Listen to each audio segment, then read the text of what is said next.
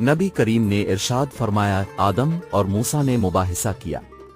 موسیٰ علیہ السلام نے آدم علیہ السلام سے کہا، آدم، اب ہمارے باپ ہیں مگر اب ہی نے ہمیں محروم کیا اور جنت سے نکالا۔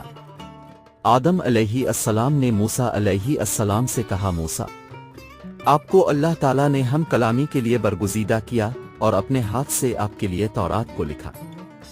کیا آپ مجھے ایک ایسے کام پر ملامت کرتے ہیں جو اللہ تعالیٰ نے مجھے پیدا کرنے سے 40 سال پہلے میری تقدیر میں لکھ دیا تھا؟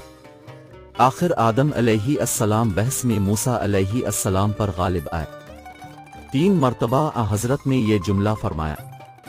سفیان نے اسی اسناد سے بیان کیا، کہا ہم سے ابوالزناد نے بیان کیا، ان سے ارج نے، ان سے ابو ہریرہ رضی اللہ عنہ نے نبی کریم سے پھر یہی حدیث نقل کی۔